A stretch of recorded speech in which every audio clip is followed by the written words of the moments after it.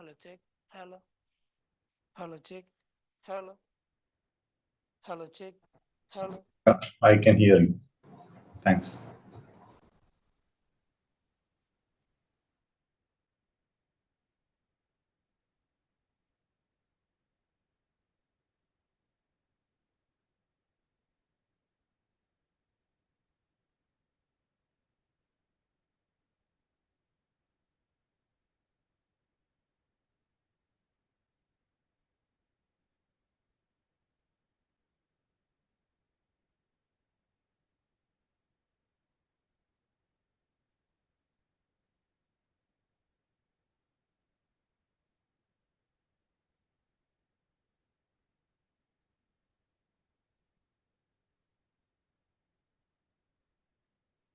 Hello. Hello.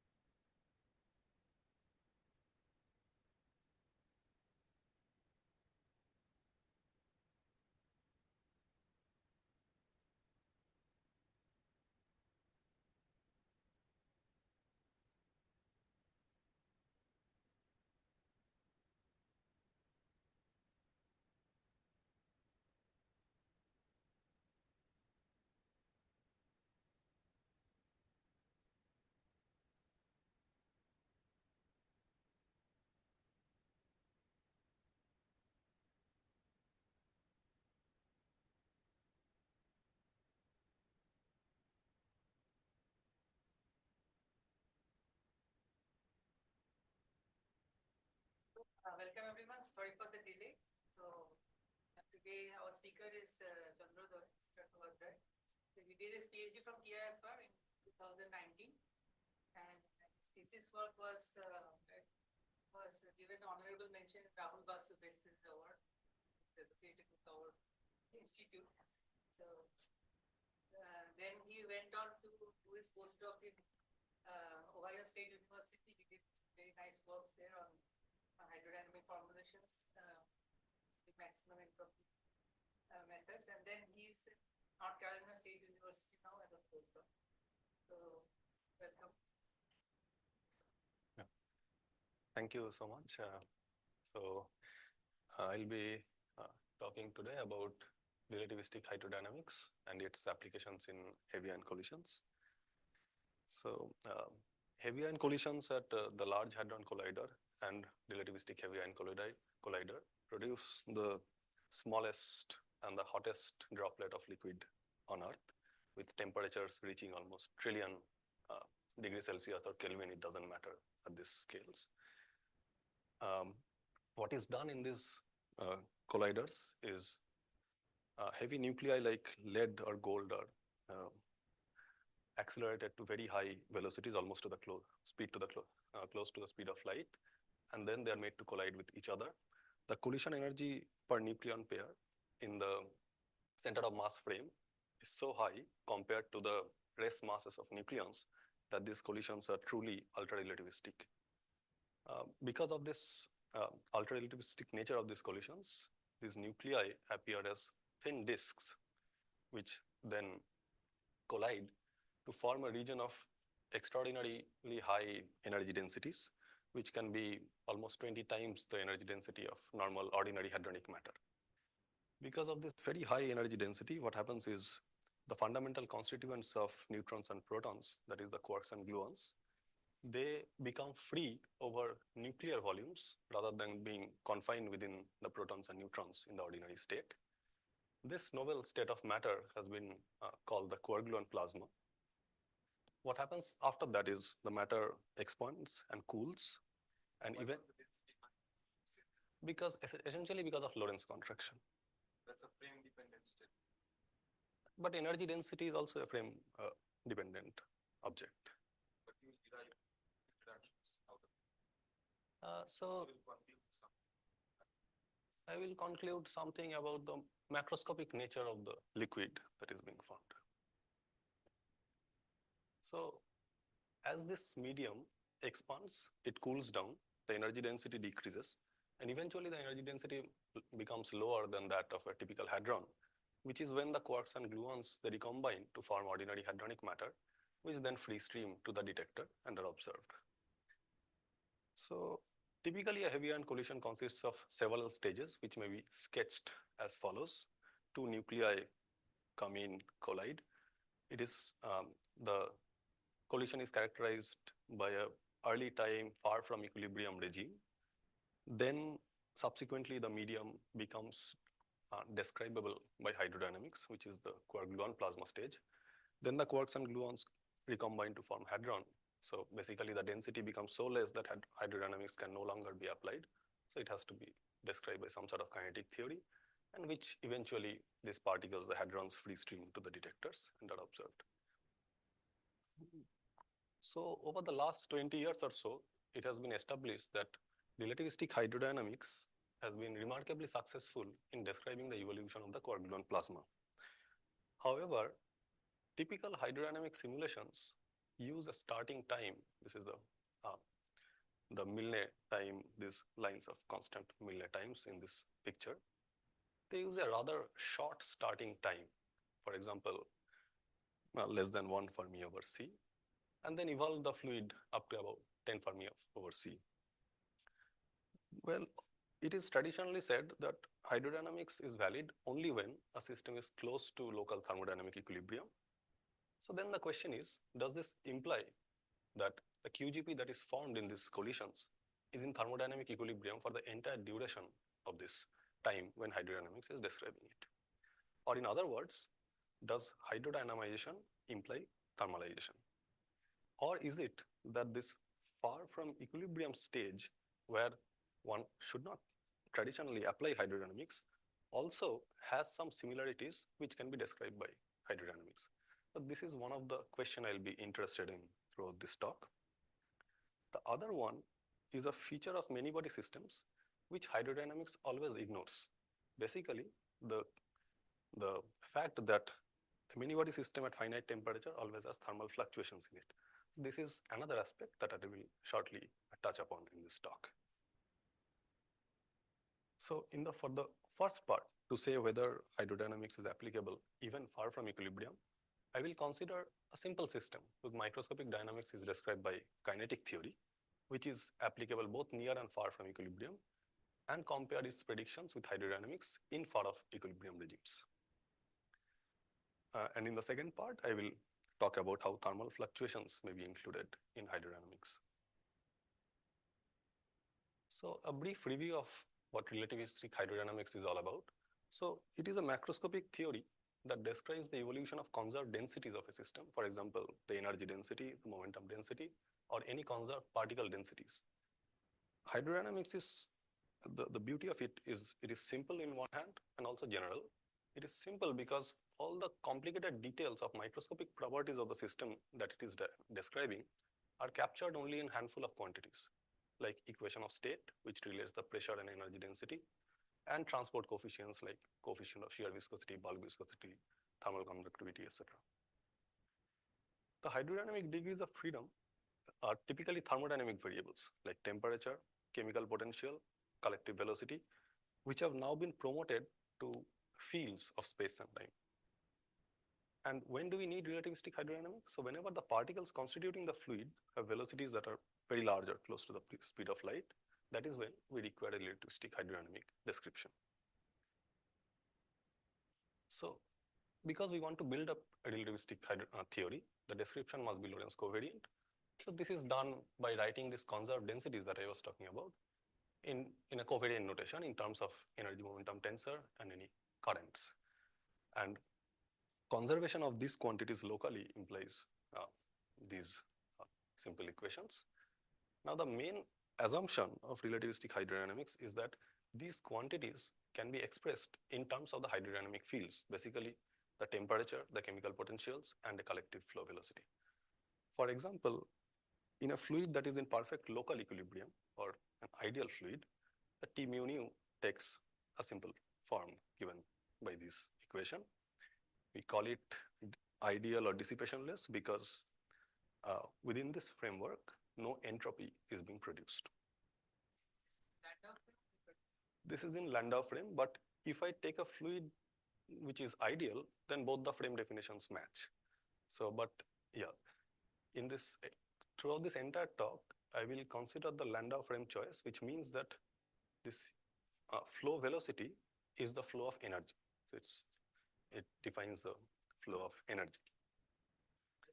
Yes. Yes. When do I ignore the quantum? The quantum fluctuation. So this framework will define only the long wavelength dynamics of conserved charges. Yes.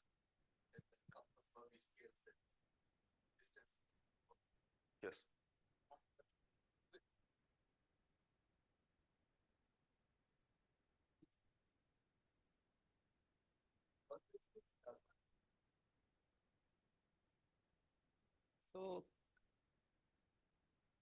So yeah, that is an assumption. In hydrodynamics, those short scale fluctuations it cannot deal with.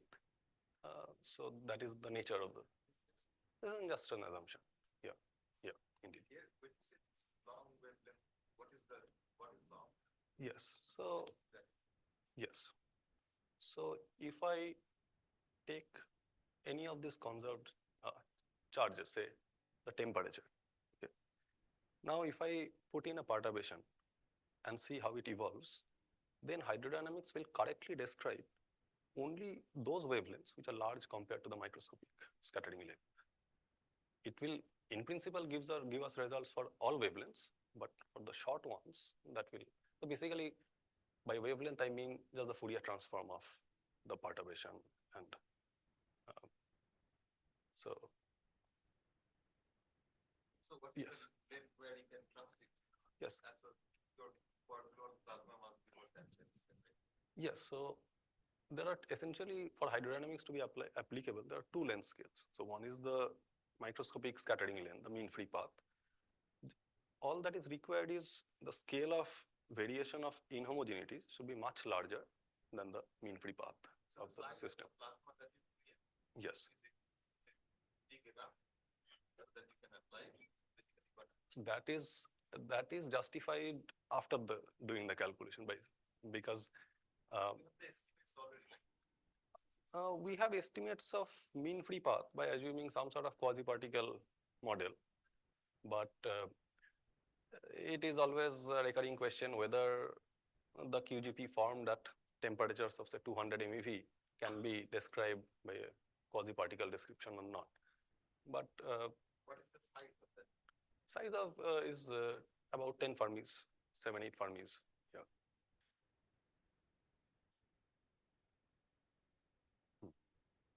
Yeah. Yeah. What drives you out of equilibrium in this case? Like, how do you start by saying that, okay, this is a non-equilibrium component? Yeah, firstly, the system that is produced, it expands into vacuum. So it is not a system that is in a box which will stay in equilibrium.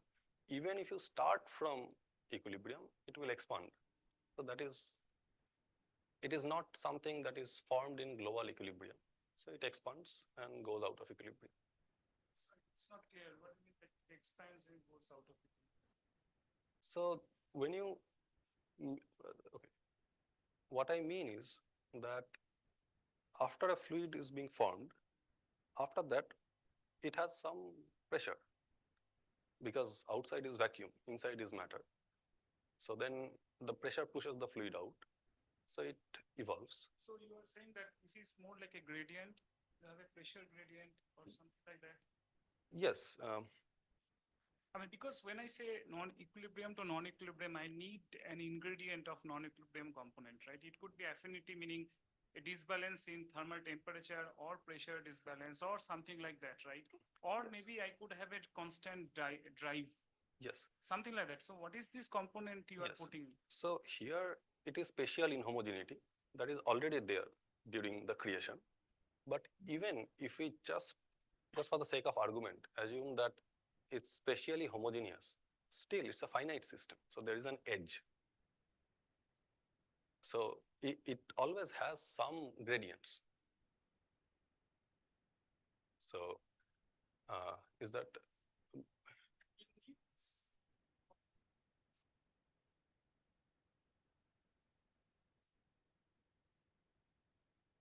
yes. Hmm?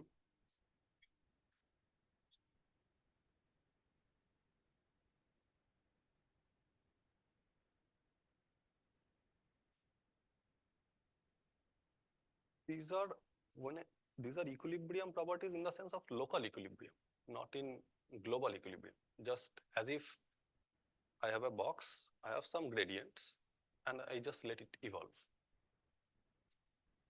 So in that case, what would happen? Say I have some fluid which has a whose velocity layers are different so like a shear mode. If I just let it go, all that will happen is because of friction, they will all move together. So it is because of this initial inhomogeneity that the system will eventually try to move towards that it is not in equilibrium, but it will eventually try to gain some sort of global equilibrium. But you're asking what?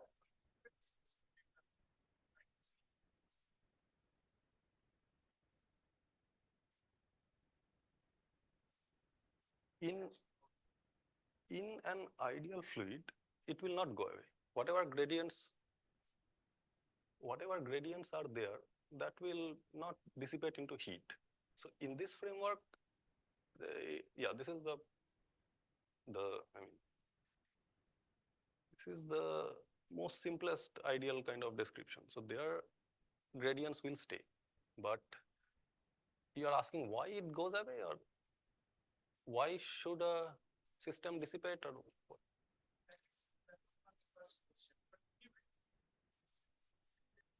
It is always in non-equilibrium. It is in local thermal equilibrium.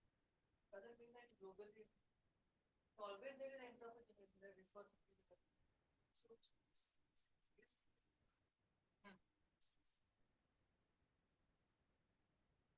This is purely an equilibrium entropy. Yeah, this is not a function. No, this is for the ideal case. Of course, in a natural case, you don't have the ideal. So there are viscosities, gradients, Environmental entropy. yeah, there are these gradients. All That will also come, right? So, okay, what happens is, so this quantity S equilibrium, it is changing with time because it is the entropy density. But what we can show is the current, we have a,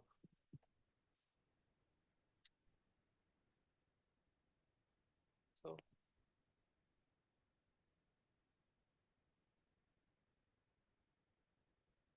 this would be zero only in an ideal fluid and would be greater than zero if I have some non-equilibrium corrections here. But what I'm saying is all of these quantities, these ones are functions of space and time. They're evolving because there is gradient in the system. Just that all these gradients are not being smoothened out by dissipating into heat. That is not happening in an ideal fluid. But eventually I will put in transport coefficients where we will see that entropy is being produced and this, yeah.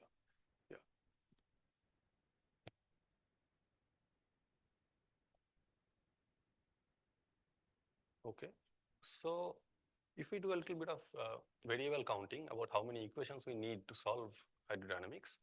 So in ideal hydrodynamics, we have the energy density in the local rest frame, the thermal pressure, any conserved charge densities, and the fluid flow velocity u mu. So there are essentially 6 unknowns, and the conservation equations correspond to 4 coming from the energy momentum conservation and 1 from the any net charge current conservation, along with an equation of state which relates the pressure to the energy density and number density. We have 6 equations. There are 6 unknowns. So ideal hydrodynamics gives rise to a closed set of equations. But if there are non-equilibrium effects in the fluid, which has to be added in the description by adding these non-equilibrium stresses. This is the shear stress tensor, this is the bulk viscous pressure, this is the charge diffusion current. Then this gives rise to additional variables whose equations of motions we also need to formulate. So traditionally, these dissipative fluxes, which are shown in red, are expressed as a series in gradients of the fluid velocity. For example, the bulk viscous pressure is written as in terms of the expansion rate of the fluid times a coefficient, which is the bulk viscosity coefficient. And similarly, the other tensors can be expressed out in terms of gradients of the fluid. Now, I want to compute how these non-equilibrium stresses are related when I assume that the underlying system is described by kinetic theory.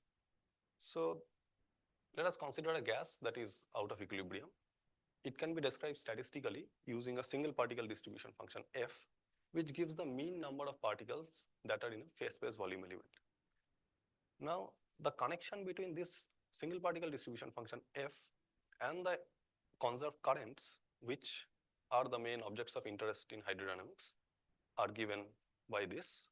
Essentially, here the assumption is that the kinetic energy of the particles are much larger compared to their interaction energy. So this is how the one relates the single particle distribution function to the conserved stresses.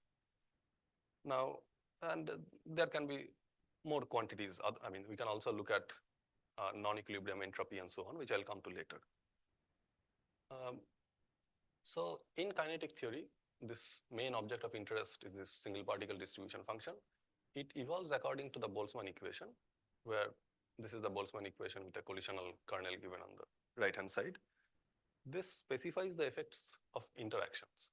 Now, in general, the Boltzmann equation is a very nonlinear integral differential equation because of this collision kernel. But for the purposes that I am interested in, namely whether hydro can describe a system far from equilibrium, it suffices to choose a very simple form of the collisional kernel given by the relaxation time approximation. So here, I mean, all that it assumes is that all complicated interactions between the particles essentially result in driving the system towards a state of local thermodynamic equilibrium, where tau r is characterizes the microscopic relaxation time of the system. So, yeah.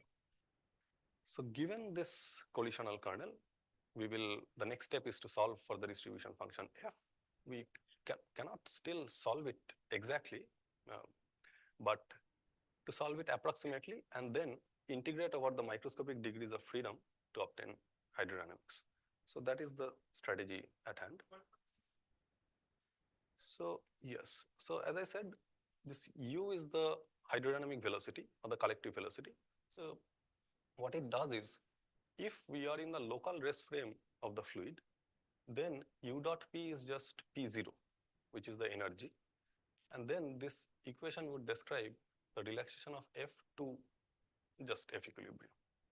So this factor comes in because we want the system to relax to equilibrium in the local rest frame of the fluid.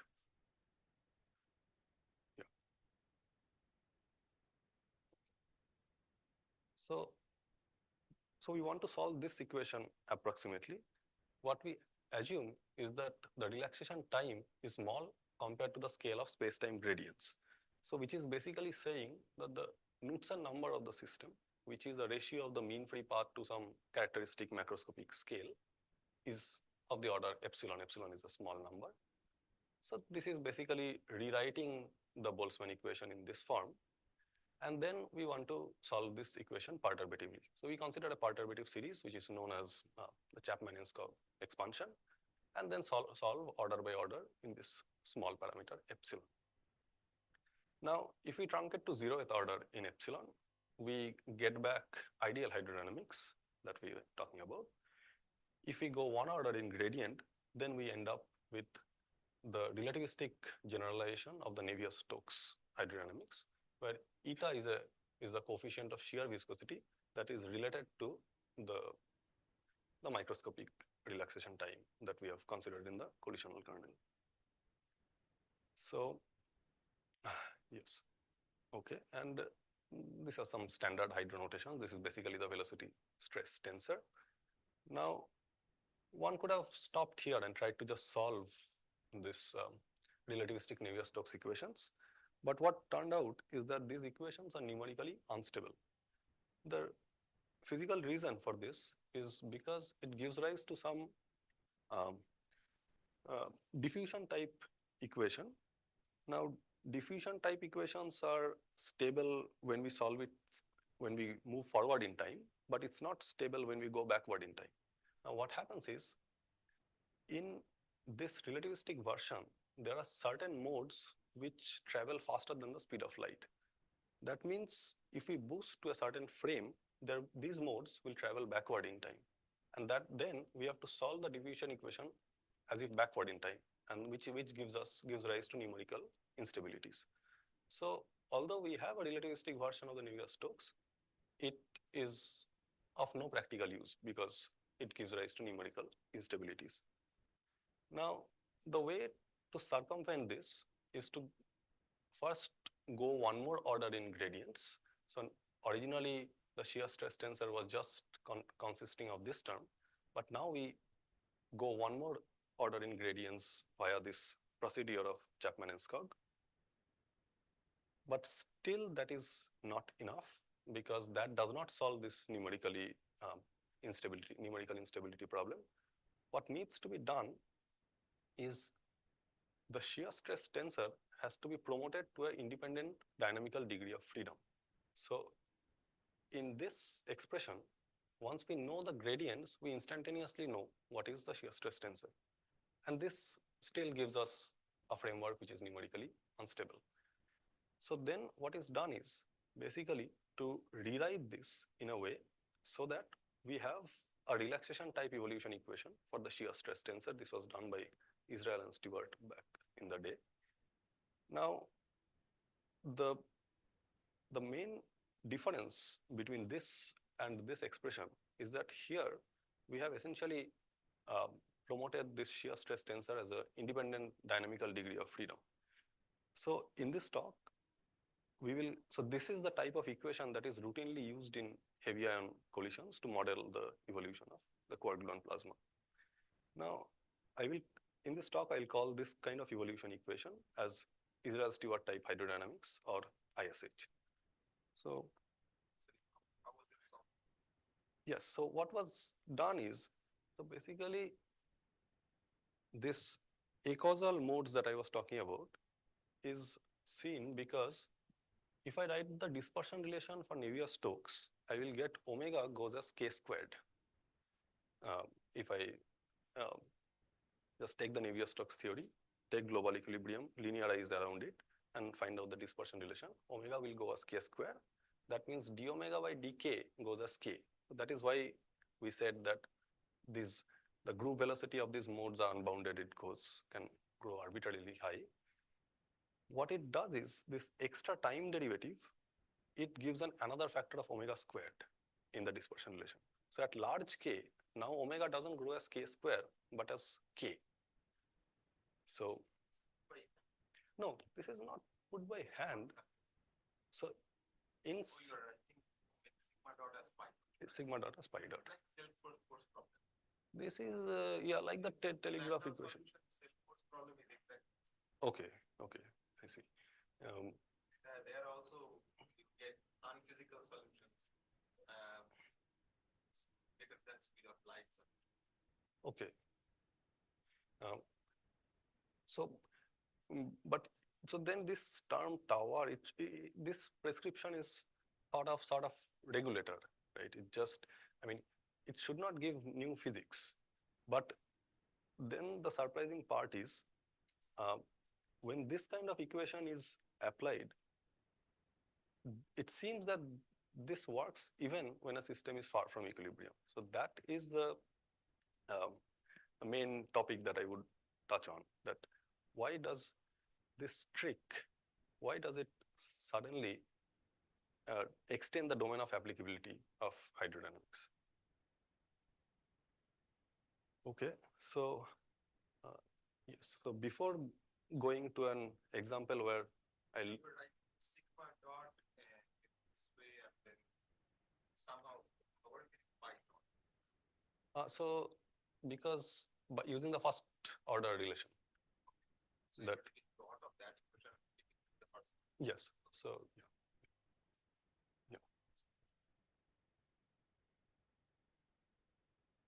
Okay, so before going on to look at a solution of Israel-Stewart type hydrodynamics, I will quickly say that using the Chapman and Skog expression, one can also solve for quantities that are not conserved, like the entropy current.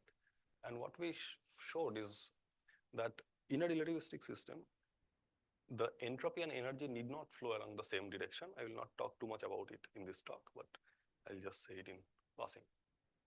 Okay, so around 2014, the concept of hydrodynamic attractor was discovered by Heller and Spalensky in a certain flow profile. So the flow profile is called Bjorken flow. It is applicable during the early stages of heavy ion collision, during the early stages of QGP expansion. The assumption is the fluid is homogeneous in the transverse plane, in the XY plane, and the medium expands boost invariantly along the beam direction. All that it means is there is no transverse dynamics, and the velocity of the fluid just is given by Z over T along the beam direction. Now, this is best described in Milne coordinate systems, where these are the lines of constant proper times, and these are the lines of constant space-time rapidity. In this flow profile, the complicated partial differential equations of hydrodynamics, they reduce to simple ordinary differential equations. And what Heller and Spalensky looked at was essentially the evolution of the energy density and the shear stress tensor, which is basically given by this equation here, but reduced to this particular flow profile. So what they found is a very interesting feature. So here it shows a plot of this quantity pi normalized by the enthalpy density of the fluid to make it dimensionless. F is related to that as a function of the proper time scaled by the relaxation time which appears here. So what they found is that this Israel-Stewart type hydrodynamic equation is being applicable. It doesn't break down and works even for very small initialization times where the expansion rate of the system 1 over tau is enormous. So essentially, even in far from equilibrium regimes, this equation seems to stay quite reasonable. It does not give any spurious solutions. More importantly, different initializations of the shear stress, they seem to rapidly decay to some sort of universal curve. So this led to the paradigm of that there is an attractor in the Israel-Stewart type hydrodynamic theories. And then much of the interest was understanding why this was arising and why a certain, just a trick like converting sigma to pi somehow makes this theory applicable even at large gradient strains where hydro should traditionally break down. So there were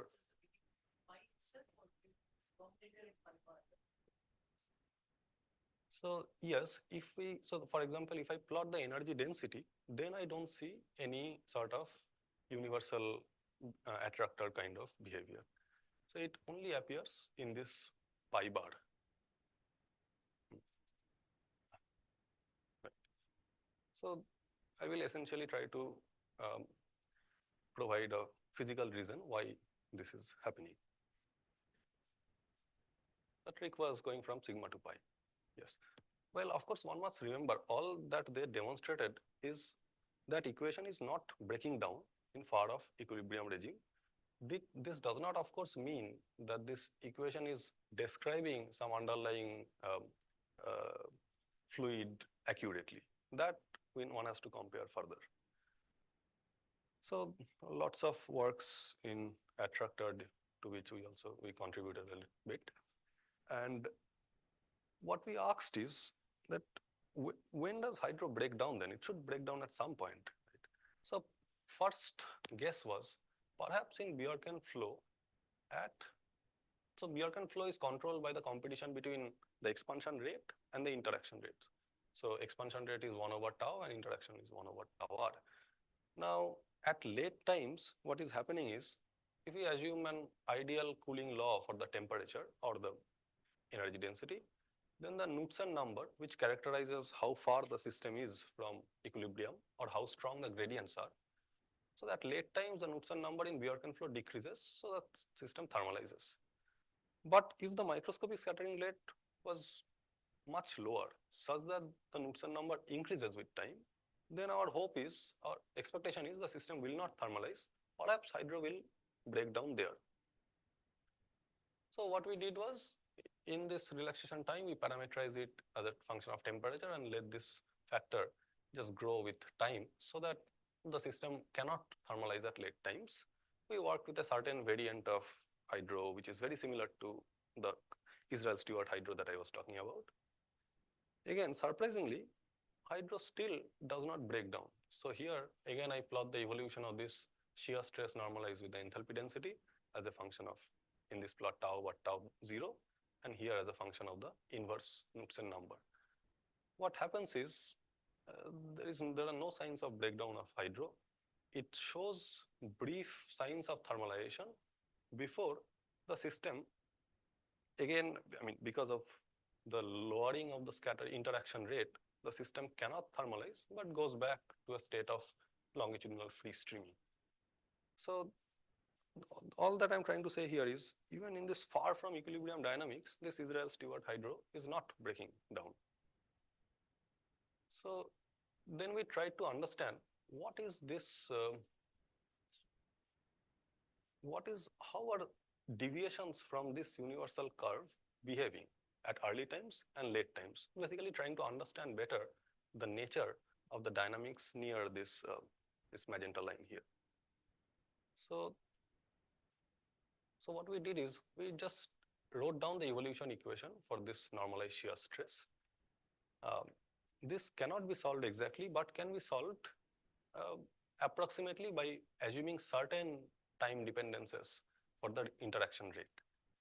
And so with this, so in that case, we managed to find out some analytical solutions. And the entire goal of this is to say that using those analytical solutions, we found out how small deviations from that, from the magenta curve that I just showed, how those small deviations are damping far from equilibrium and close to equilibrium. So what one sees is that when a system is close to local thermodynamic equilibrium, these deviations damp off exponentially. But when the system is far from equilibrium, that is at very early times, then these deviations decay via a power law.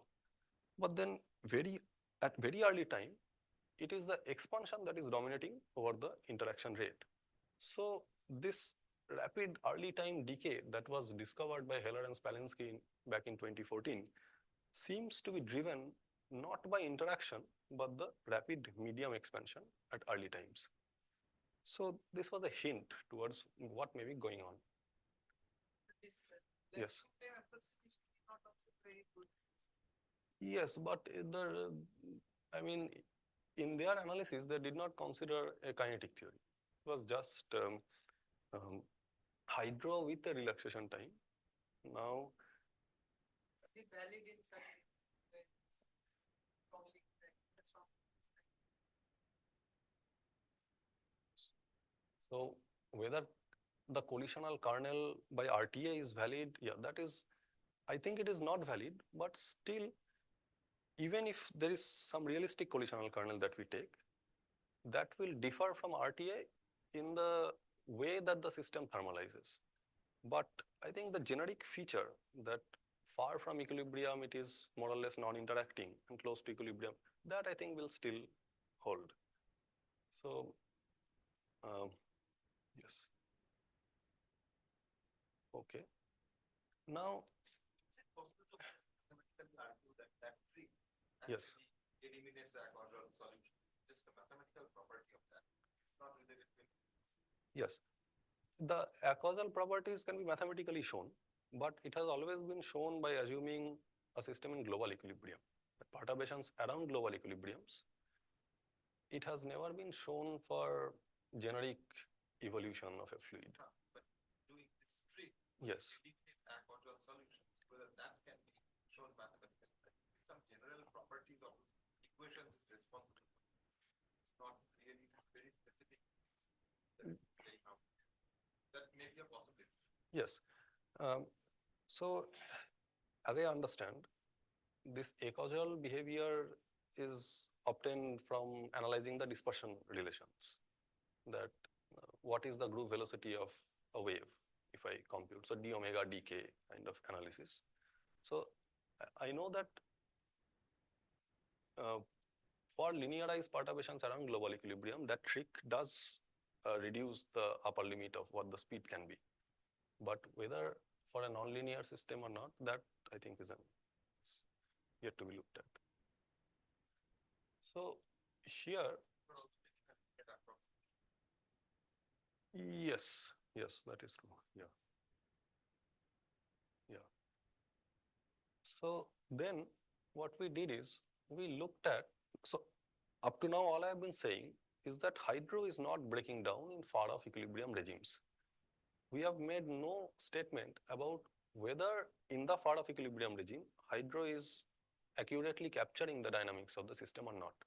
So here, what we looked at kinetic theory and obtained how the attractor solution in kinetic theory looks like. This is shown by the green curve. And here there are a variety of hydrodynamic Israel-Stewart type hydrodynamic theories, all of which differ by some values of the transport coefficients. And then we find that by slightly tuning certain values of higher order transport coefficients, the attractor of hydrodynamics very closely resembles the attractor of kinetic theory. So, which is saying that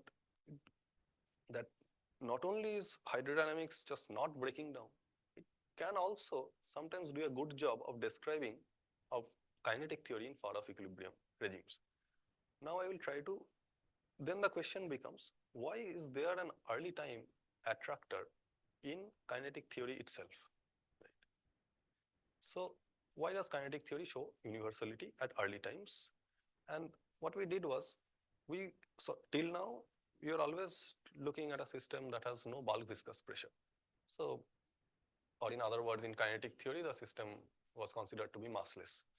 So what we did was, we introduced another degree of freedom, basically the bulk viscous pressure, or looked into massive kinetic theory. So the inclusion of finite mass gives rise to bulk viscous pressure. Now before we are only looking at the shear stress, now there is a bulk viscous pressure. And because the distribution function is never negative, the system has certain bounds that it should always follow.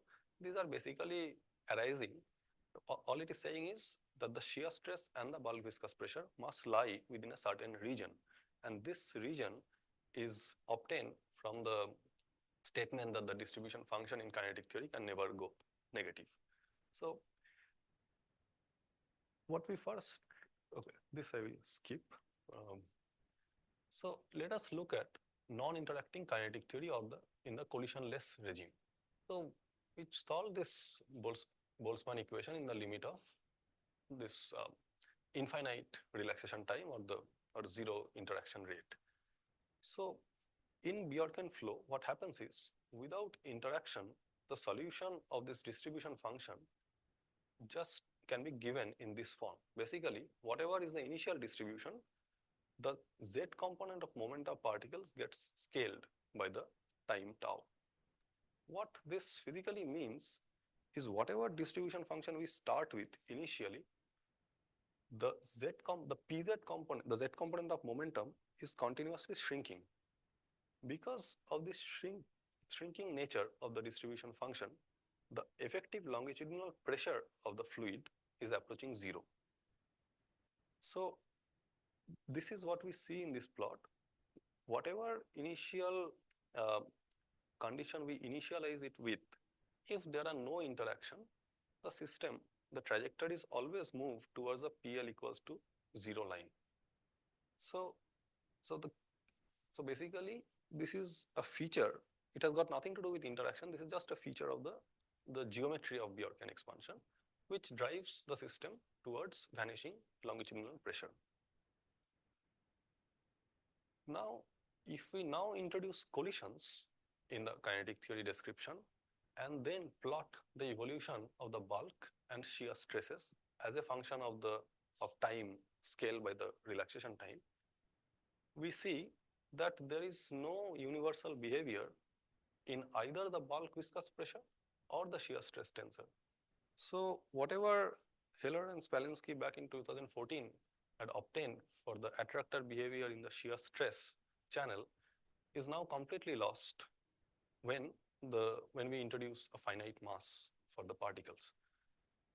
So, and different initial conditions, they converged to each other only at late times where they are expected to merge because the system is approaching some sort of thermalization. So then the thing is, so what we saw is, at early times, this non-interacting dynamics of Bjorken flow, it implies that the longitudinal pressure is vanishing.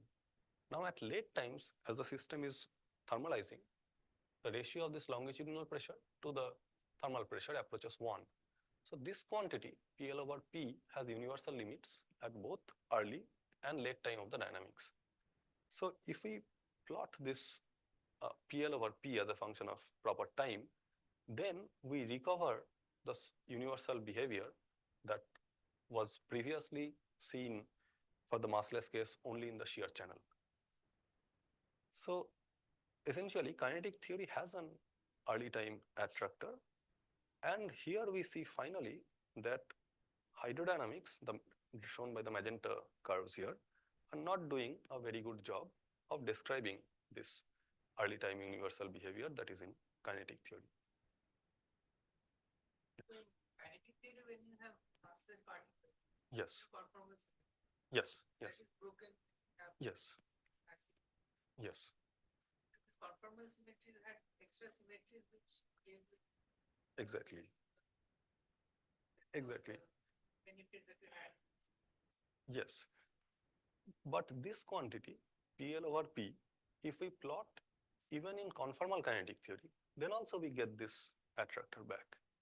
So, so basically then what we realized is that it is the rapid longitudinal expansion of this Bjorken flow, which is taking the system towards PL equals to 0 at early time. This is a feature of the expansion profile and is independent of particles being massless or massive. Now, early time attractor for this normalized shear that was seen by Heller and Spalensky, it is driven by the same physics that we found when the particles become massive, basically the rapid Bjorken expansion. But what was happening is, in conformal systems, this longitudinal pressure and shear stress are just simply related to each other. They are basically interchangeable. So attractor in one just manifested as an attractor in another. So basically, this was the understanding of why we were seeing some sort of universal behavior in kinetic theory. So at this stage, we see that although hydro is an excellent agreement with far from equilibrium kinetic theory for conformal systems, description is not as precise when we move on to non-conformal case. For hydrodynamics, why is it not matching? So it is not matching. Okay, it is not matching because there are some shear and bulk coupling terms. So I think hydro is not being able to capture properly the coupling between shear and bulk Usually, derive hydrodynamics kinetic.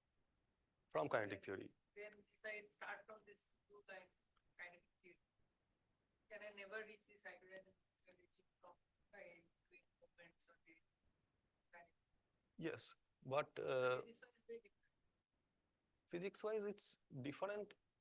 I mean, it's quantitatively different, but I think because even after that moment kind of analysis, we have truncated kinetic theory. So at far off equilibrium, the truncation plays a role. So that is why it's quantitatively different, but still, see, what we should expect is after tau by tau of 1, that is where hydro and kinetic theory should more or less match. That it is anyway doing. But this second order hydro far from equilibrium is, yeah. So, But anyway, it's also not matching at tau by tau over 1.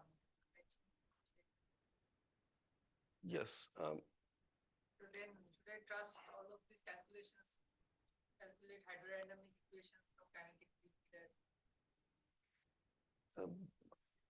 the thing is, we don't expect it to match perfectly at 1 also.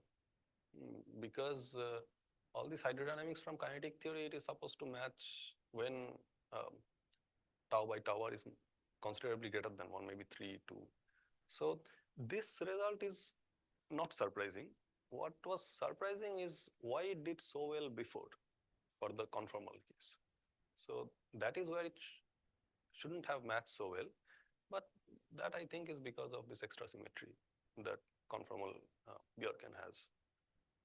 So, okay, so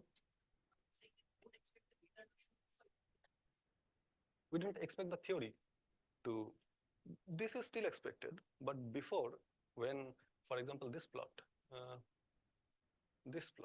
this is a kinetic theory attractor, and this, so this dots are kinetic theory, and this green is hydro.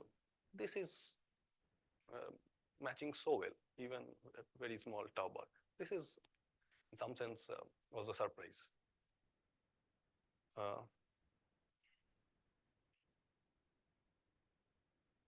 Okay, so we have at least one example where hydrodynamics is not doing too well, far from equilibrium. We looked at another example where the flow profile is like Bjorken in the longitudinal direction, but has some transverse dynamics, which is given by Gupser flow. the nature of this flow profile is that the transverse dynamics becomes so strong at late times that the system moves almost towards transverse free streaming. It cannot, the interaction rate cannot keep up with the expansion rate in the transverse direction. So here again, we see, so these green solutions are obtained from kinetic theory and the red ones from hydro. Here again, we see at late time, so here rho plays the role of the time. There is substantial difference between kinetic theory and hydro. And in fact, for certain initial conditions, we cannot even run the hydro code. It breaks down at the start. So another example where, no. Rho plays the role of the time here. Just the time, just the, yeah. So here is another example where hydro is breaking far from equilibrium. So all of this suggests that perhaps we can formulate a new way of hydro which works even in these regimes where I've just shown that hydro is breaking down. So this I will talk in more detail on Friday, but I'll just quickly go over it, that how to formulate a theory that can work better than known formulations. The key idea is that the Boles, yes. So the kinetic theory and the Yes. so I can also define the hydrodynamic theory from the kinetic theory thus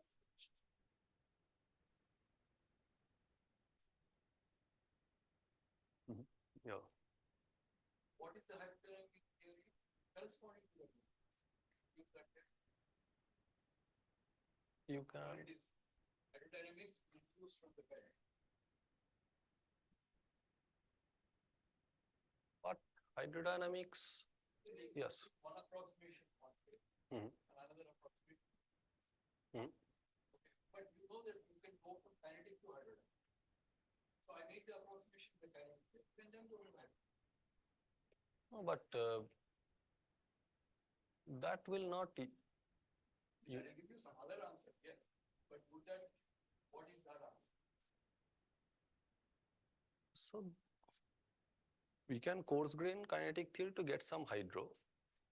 Now you are saying by hand you will change some transport coefficient, or? But understands the kinetic theory better at least in this sense. Mhm. I can also define the hydrodynamic theory after that understanding. Okay, define it. I mean, so basically for me, hydro is given by that whatever coefficients I have. So by, Right?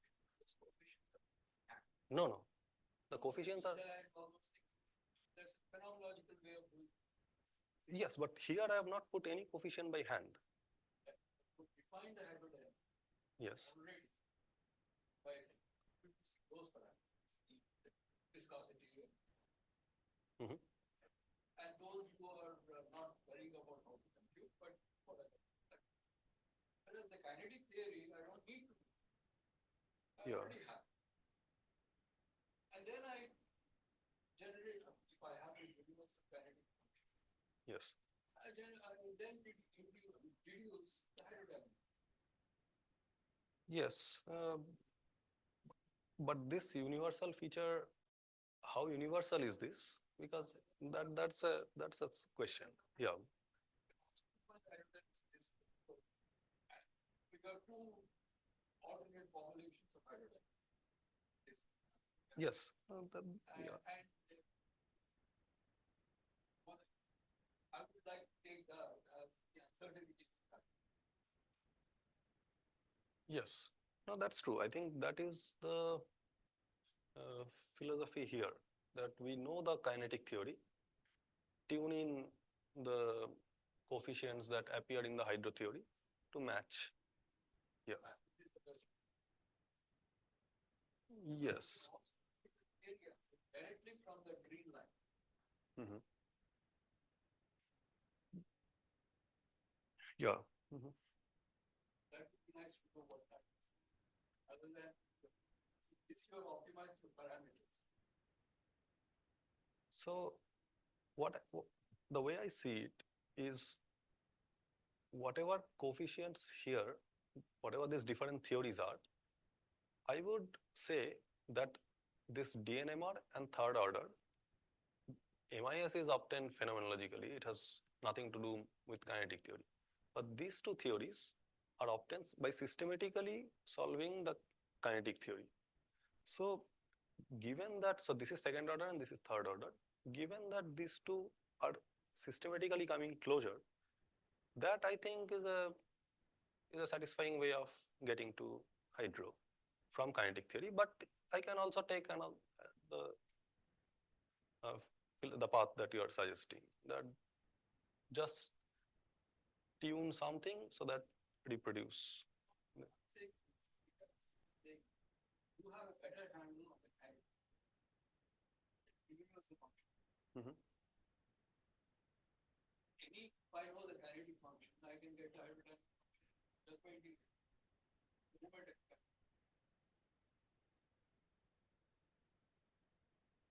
Okay, but this is one. So what about other initial conditions?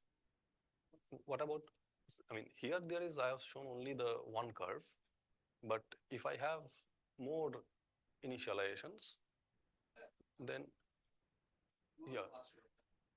Yeah, okay. There are any further variations, but that's an easier access for accreditation. Right? If you have a university.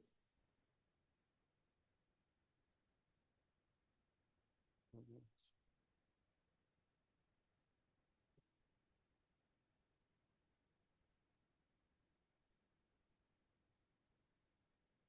Okay, so what I was saying is that given that we have seen certain scenarios where hydro is not doing a very good job of reproducing far from equilibrium dynamics, how can we formulate a macroscopic theory that works better than traditional formulations of hydro? So the key idea is that Boltzmann equation can be recast as an infinite hierarchy of couple moment equations, where the low order moments correspond to the hydrodynamic quantities. So for example, the non-equilibrium part is bulk and shear. Now, for example, this bulk viscous pressure will now again be coupled to some other higher order moment of the distribution function, which itself will be coupled to some other higher order moment, and this series of coupled equations will go on. But somehow, to get some macroscopic theory whose degrees of freedoms are only these quantities, we need to truncate this equation or truncate the non-hydrodynamic moments that appear in these equations. Now, the truncation scheme determines the effectiveness of how the ensuing macroscopic framework will work. So what we thought of is, what is a least biased way of truncating? So basically, this is an inverse problem, that once we know what these hydrodynamic quantities are, what is the distribution function so that I will use to truncate these non-hydrodynamic moments. So the strategy we took is, what is the least bias distribution that uses only the information provided by the conserved current? So that answer is that it is that distribution function which maximizes the non-equilibrium entropy of the system, subject to constraints that they also reproduce the instantaneous values of the hydrodynamic quantities, energy density, the isotropic pressure, the shear stress.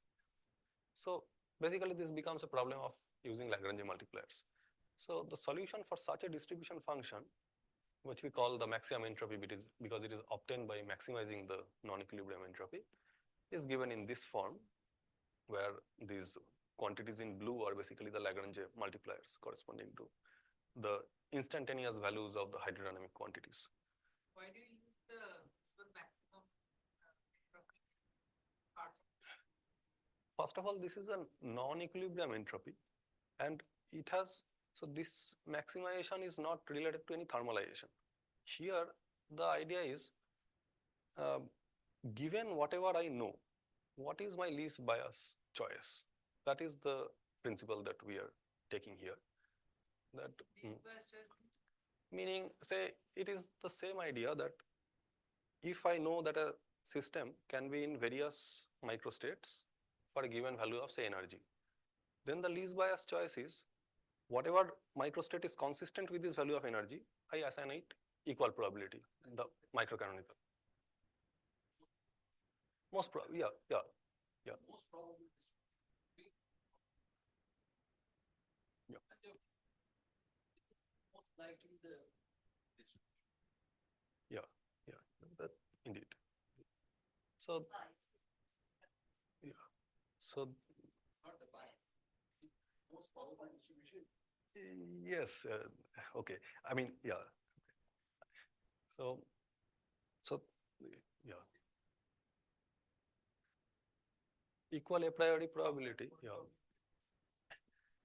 Yes, that is what I was just saying, that with, if I know only the energy of the system, then any microstate which is consistent with that energy, I will not put any extra bias on one or the other. That is the sense in which I call it list.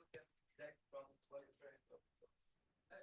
that perspective, it is from ordinary linguistic.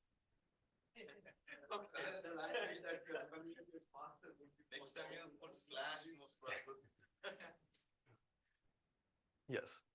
So I will discuss more about this later on Friday, but I will just show that what using this principle. So this is some comparison of kinetic theory results with second order Chapman-Enskog hydro. The solid are kinetic theory and the dashed in all these are hydrodynamic results. We see significant deviation of hydro from kinetic theory here. The moment we use this maximum entropy principle, we see much better convergence with the exact solutions of kinetic theory. So this I will, yes. You're saying is So this is the evolution of the bulk viscous pressure. This is the evolution of, yes.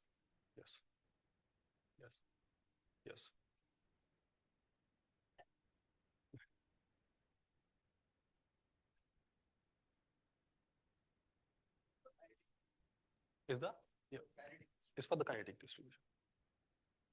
using that Yes, that agrees with the kinetic theory quite nicely even when it's far from equilibrium.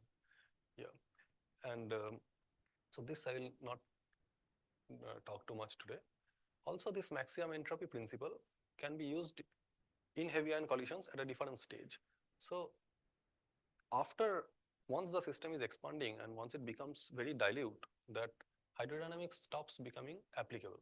So at that stage, the fluid dynamic degrees of freedom has to be converted to particle degrees of freedom. Now there again, we encounter the same problem, that given the fluid dynamic variables, what is the distribution function which we should use to convert basically the fluid variables to particles. So this is basically the problem of Cooper and freeze out. So again, the maximum entropy philosophy can be applied there as well. So I'll just, so okay, and how much time do I have? 10 minutes? Yes, okay, I'll just, so now I will quickly go over an aspect of many body dynamics, which hydrodynamics always ignores, basically, namely thermal fluctuations. So I'll talk about how these fluctuations can be incorporated in relativistic hydrodynamics, whether they have any effects on final state observables, and whether they can be numerically simulated. So if we consider a system that is in equilibrium, then in any part of the system or a subsystem, the energy density fluctuates because of finite number of particles, and its fluctuations can be computed using standard statistical mechanics. Similarly, if I have a fluid in global equilibrium, even there, the velocity macroscopically may be at 0, but there are fluctuations of the velocity. Again, can be computed from statistical mechanics. Now in hydro, we never talk of this kind of fluctuations because we have the separation of scales, that the hydrodynamics. So this is the length scale over which the macroscopic, this is the macroscopic length scale. This is the hydrodynamic cell size, and there is a mean free path. Also, there is a correlation length. So basically, in equilibrium, any two thermodynamic quantities, if we compute their equal time correlation function, it's given by, it decays, correlation decays, and where this decay length is the correlation length. This is always away from phase transition. Yes, yes. Now, because in hydro, we assume that this correlation length goes to 0, so 2-point functions must take some sort of form of given by Dirac delta function. So in hydro, we should have this 2-point functions of energy fluctuations. So this is like the specific heat, and then because we are assuming that the mean free path is, or the correlation length is vanishes, so there is no correlation between 2 points in space. Now, how to introduce this in what ordinary hydrodynamics we do? So this was for statistical fluctuations were treated long back by Landau, where the idea was, if we consider a system whose macro state are labeled by certain number of variables, then the probability that these variables take a certain value is proportional to the exponential of the entropy. Now, if we consider small fluctuations about some mean, then the leading order correction to the entropy is quadratic because we are assuming it is in equilibrium. And then the 2-point function of these fluctuations can be obtained from basically knowing the entropy or expanding the entropy up to second order. Now, what Landau did was he recast this feature as a time evolving problem, basically writing the time evolution equations for these fluctuations. So there is this term which is like the drag term basically. So whenever there is some deviation from equilibrium, this term wants to bring it back to equilibrium. And then there is the stochastic noise part, which again, it's like a friction term. Exactly, exactly. Now, how is this noise specified? So the idea was the 2-point function of the noise, or the autocorrelation function of the noise, should be such that in equilibrium, we get back the 2-point function of this quantity that we have from ordinary statistical mechanics. So which essentially gives us what the autocorrelation function of the stochastic part of this equation should be. So as an example, we can look at the Langevin equation, which defines the evolution of a heavy particle in a fluid. So this is the term, is the friction term, which brings the momentum back to 0, and this gives it kicks. Now the 2-point function is related to this friction coefficient here. So essentially, we can extend this to hydro also. This thermalization, this friction term is very important, otherwise it's never thermalized. Yes. Even if you put in contact with heat gas, it will never thermalize. Unless your lambda sufficient large. So saying that if I drop, if yes, yes, Friction term. yes. And then this correlation function of noise, all of this particular property, this comes from this Fluctuation dissipation, yes, yes. Basically, this 2-point function ensures this feature, that the equal time p square. This we know from statistical mechanics that this has to be true. Yeah. So we can extend this similarly to hydrodynamics. In hydro, the macro state is specified by energy density, flow velocity, values of the shear stress. And we also have computed an expression of the entropy till second order. Then we do the same formalism. Basically, this linearized approach, what should be the noise tensor and how it should reproduce the equilibrium expectations. And using this, what one sees is, so this is the familiar energy momentum tensor of usual hydrodynamics, where we have an evolution, the Israel-Stewart or type evolution equation of the shear stress. All one needs to do is to add a stochastic part to this, add a noise term here, and the noise autocorrelation function must be this, which we again obtain from the Landau method here. So what is the goal of all this? So now, because of the addition of the noise term, this term, all hydrodynamic variables are now fluctuating. Now, for small fluctuations, we can basically assume that there is some background solution, and on top there are some fluctuations of these hydro variables, and one can compute correlation functions. Now, if a fluid is in global equilibrium, then we already know what the equal time correlation function should be, because that is exactly how we deduce the autocorrelation function of the noise tensor here. So, for example, if a fluid was in global equilibrium, equal time correlation functions would be short-ranged because precisely of the nature of the noise. But for an expanding fluid, which is the case in heavy ion collisions, these fluctuations need not have attained these equilibrated forms. So essentially what it means is they can have some long range features, and which depends on the competition of the expansion rate and the equilibration of the fluctuations. So with that, if such fluctuations exist in a fluid, they should somehow make an imprint on the final state observables. So at the end of the hydrodynamic stage, these fields must be converted to particles via the usual Cooper-Frye mechanism. And then what happens is, so we can not only compute the mean values of this quantity, but also 2-point correlations of this quantity, which is driven by the 2-point correlations of the hydrodynamic variables. So what we showed here is the 2-point rapidity correlations as a function of the rapidity difference of final state particles using this framework of stochastic hydrodynamics. It turns out that there is some long-ranged features that thermal noise in hydrodynamics can give rise to, which can be seen in final state correlations of particles. And so now, and yes. Is it easy to say one mechanism? Yes, all it does is, so if I have a little box of, if I have a little fluid element with energy density, flow velocity, all it does is it says what is the number of particles with a certain momentum. It gives the probability distribution of what is the distribution function of particles. So so that is the job of this Cooper-Frye mechanism. It is, for example, if a fluid was in,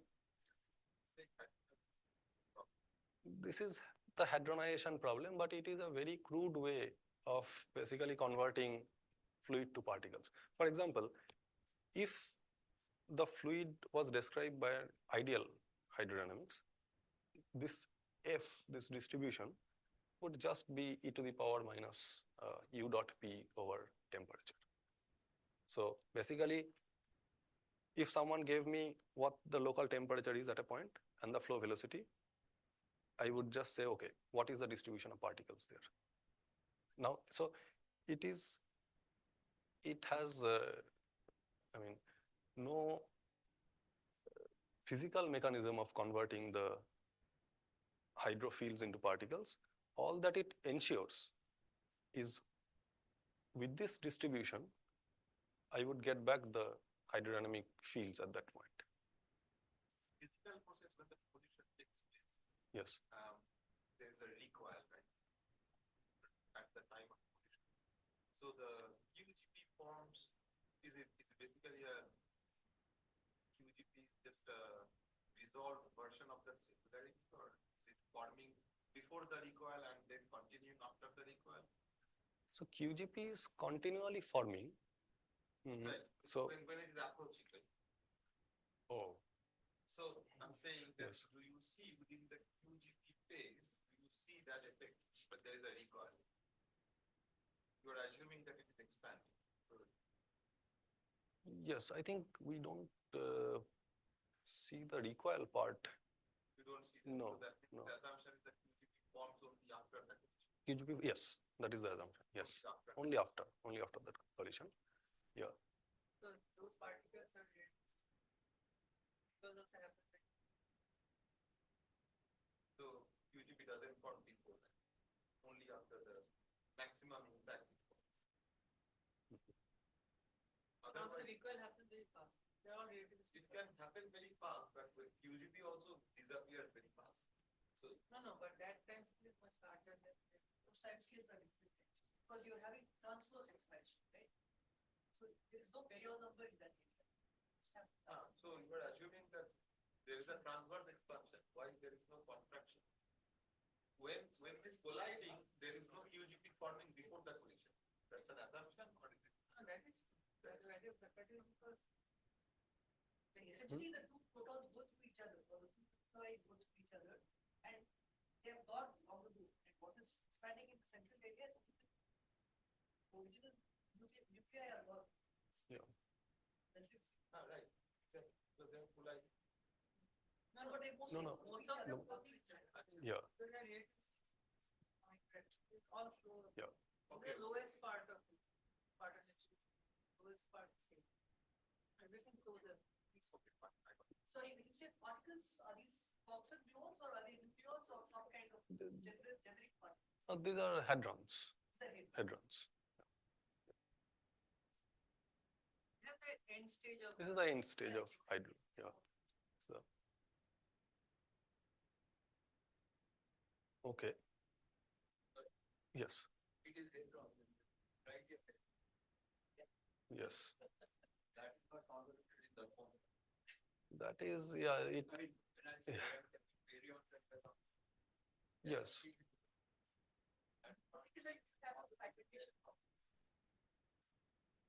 Yes.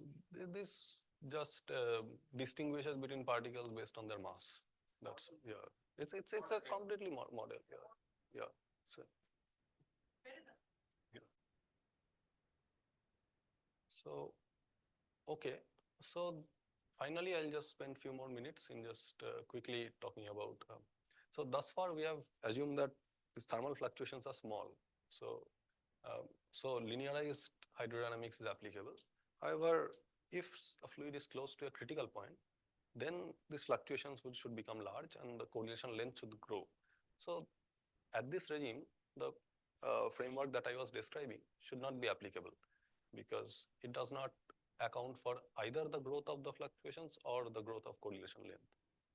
Now, this may have applications in the search of possible QCD critical point at finite baryon densities, which I will not go too much, but I will quickly say what the framework is that we are trying to formulate here. So let's assume that there is a conserved order parameter phi, which is conserved, so hence it satisfies this kind of simple equation. Now, if this phi is to describe a transition or dynamics near the critical point, then this it is governed by some free energy functional, which is given by the Landau-Ginzburg form. So this is essentially a time-dependent generalization of the usual Landau-Ginzburg approach. So the free energy functional is given by this form. So one just expands phi to higher and higher orders.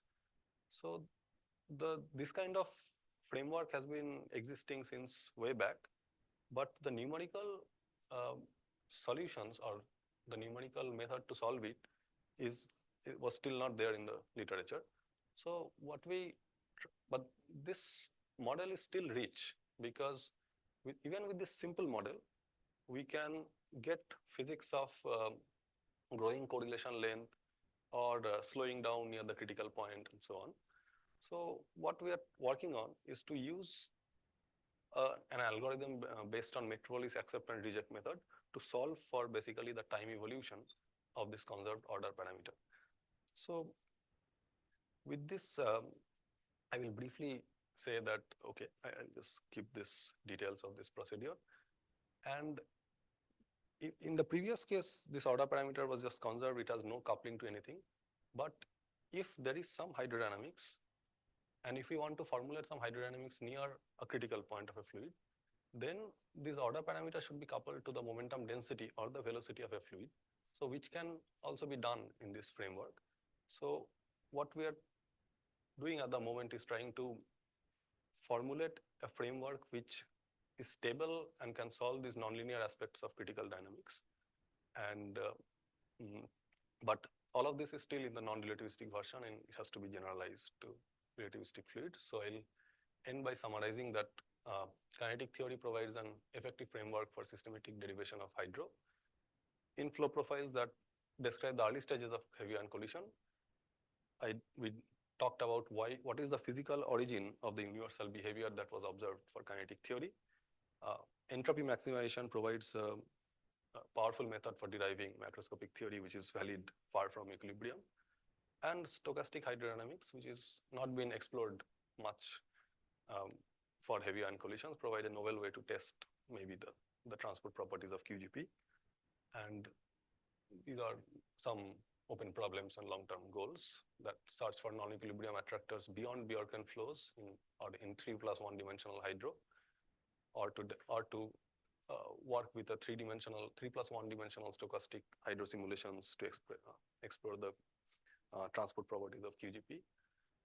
And finally, which I very briefly mentioned, to formulate a relativistic version of critical dynamics of fluctuations. So I'll stop here, and thanks.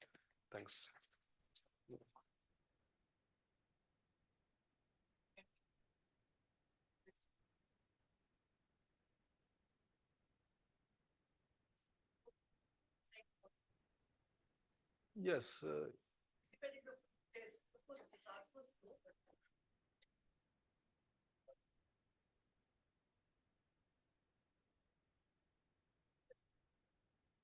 It's so yeah,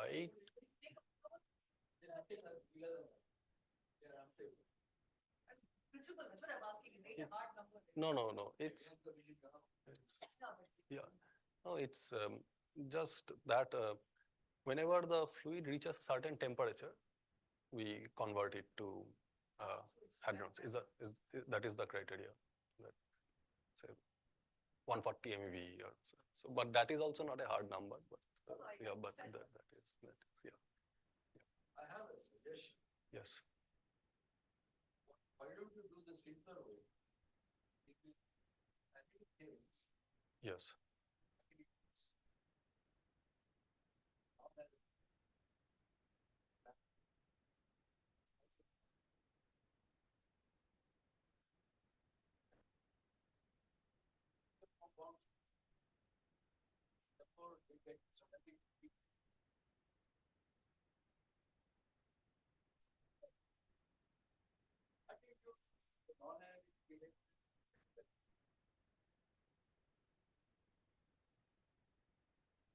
So this is for what stage of the collision that you are saying? But every stage of the kinetic description for every stage. For example, if I want to know hydrodynamics, I can model it by just say I have this distribution. But they form constants. And they form a certain energy. And therefore, that's some non-analytic behavior. That is not a behavior. But that is the way with the with the form one. So I'm still the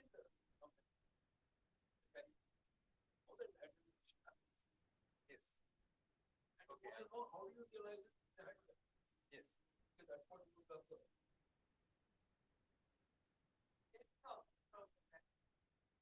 But to go from hydrodynamics. So right, look at the simpler way of getting to the hydrodynamic picture. But the problem is the kinetic not for the Kinetically, you will not. not for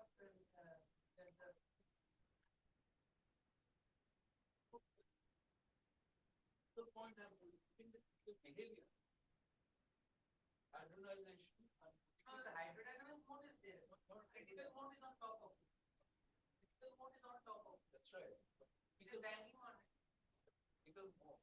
Even not just the hydrodynamic critical. So bottom mechanical. Even that it can be subsumed in the kinetic modeling. That's what is hydrodynamics. Question is, how does that reflect as a critical behavior in its hydrodynamics? How may or may not. So, I think you will need microscopic details in order to figure that out. yeah, I think that is because the hydrodynamic description.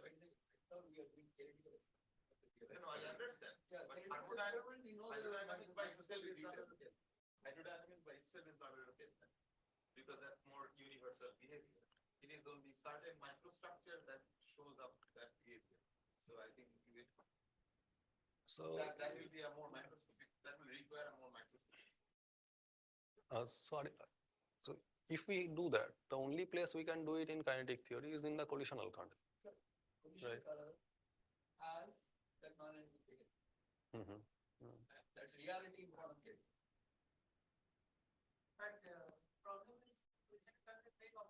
So therefore you don't want to know that. What is it? What is it? You know what is the outcome. But the first part was the model. Then Yeah. it will be like test. Nobody has found UCD, so therefore we have to model.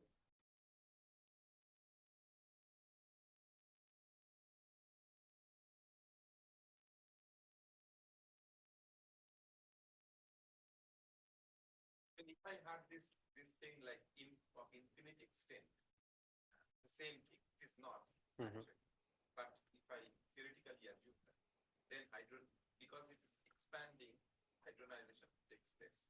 But then after that, what is the large wavelength behavior of that system? That will also be another some long wavelength behavior, right? So it should limit to that, whatever description. I mean, what Anish is saying.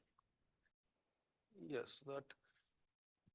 So you in heavy ion collision, after the fluid has hadronized, then they interact for some more time, the hadrons, and then they free stream.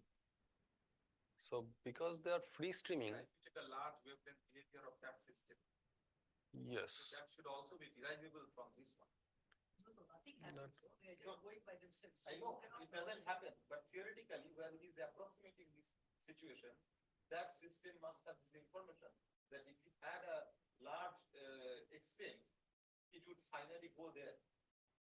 I mean, that is the bound state condition that Ramesh is saying. Oh, no, that is different from what. Outside had happened long ago. This, they just please. No, what hydrodynamization itself is the bound state problem. What works in this thing and what I was saying.